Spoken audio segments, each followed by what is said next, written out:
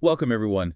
Today we're doing a deep dive into a really interesting figure, King Jotham of Judah. We're looking mainly at 2 Chronicles, chapter 27. Right. It's a relatively short account, actually. He reigned for 16 years in Jerusalem, took the throne at 25 after his father, Uzziah. And his mother was Jerusha. It seems quite specific, doesn't it? It does. Sets the scene. But, even in these brief accounts, there's often a lot we can unpack. Exactly. And that's our goal today, to really dig into Jotham's reign and see what it teaches us about, well, obedience and strengthening our faith. It's old history, but surprisingly relevant. Definitely. So the first thing the text highlights is that Jotham did that which was right in the sight of the Lord. Sounds familiar, right? Just like his father Uzziah in that respect. But there's a key difference, isn't there? Uzziah, he overstepped by going into the temple. He did a major transgression. But Jotham didn't. The text makes a point of that. He respected the priestly role, those boundaries. What does that signal to you? Well, it shows he learned, didn't he? Learned from his father's mistake. It suggests a certain humility, a respect for God's established order. He understood his limits. That's a big deal for a leader, resisting that urge to control everything. Absolutely. And it speaks volumes about his character right from the start. Okay, so he's personally righteous. But then there's this little phrase, the people did yet corruptly. Yeah.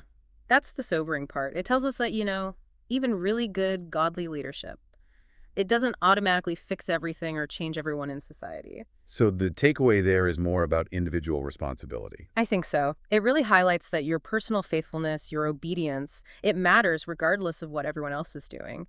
Jotham stayed the course even when the people didn't. Okay, so let's talk about what he did do, his actions. The text mentions quite a bit of building. Yes, quite significant projects, building the high gate of the Lord's house, major work on the wall of Ophel. And cities in the mountains, fortresses in the forests. This sounds like a very proactive king. Definitely not passive.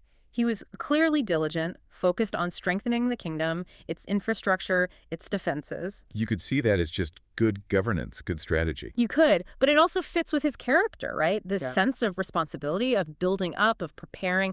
It wasn't just spiritual piety, it translated into practical action. And then there's the military side, his success against the Ammonites. Right. A significant victory leading to quite substantial tribute for 3 years: silver, wheat, barley. So obedience, preparation, and then success. Is it always that linear? Well, the Bible doesn't promise a simple formula like obey and get rich, but here there is a connection drawn. His success followed his righteous rule and his diligent efforts. And it all seems to culminate in this one key verse, doesn't it? The pivotal one. So Jotham became mighty because he prepared his ways before the Lord his God. Prepared his ways.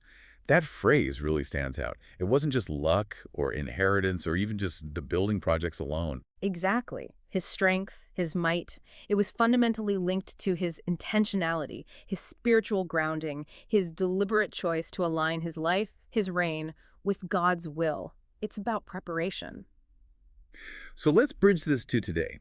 How can Jotham's story, this ancient account, genuinely encourage us in our obedience and faith? What are the practical applications? Well, one thing that strikes me is the quiet consistency. His reign isn't filled with, spectacular headline-grabbing miracles.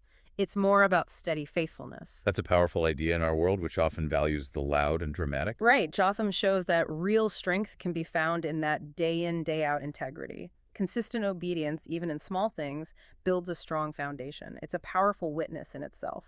And what about him not entering the temple, respecting limits? How does that apply to us? I think it connects to understanding our own place, our gifts, our calling. It's about knowing what is our responsibility and what isn't, avoiding that kind of prideful overreach. So knowing your role and sticking to it faithfully, that's a form of obedience too. Absolutely. It's about serving where God has placed you, not grasping for roles that aren't yours. Humility again. And that phrase again, prepared his ways. It feels very active, not passive. It really does. It suggests that obedience isn't just avoiding bad things. It's about proactively engaging spiritual disciplines, yes, like prayer and scripture, but also applying wisdom and godly principles to how we plan our lives. Like in our work, our families, our personal growth. Exactly. It's about intentionally ordering our steps, our choices, our priorities, before God, not just reacting, but preparing. And finally, that point about the people still being corrupt while he was righteous. Yeah, back to individual responsibility. Jotham's faithfulness stood on its own. It wasn't dependent on popular opinion or the actions of others. So that encourages us that our personal commitment to God, our obedience, it has inherent value, even if we feel like we're swimming against the tide sometimes. Precisely. Your faithfulness matters to God, full stop. So summing it up, Jotham's life, though maybe not the most famous, really offers this template for quiet strength. It's about consistency, respecting boundaries, preparing our way before God, and maintaining personal integrity. Timeless principles for finding strength and favor with God, rooted in obedience and faith. It shows might comes from a prepared heart.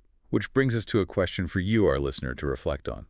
In what seemingly small, consistent ways are you actively preparing your own path before the Lord each day?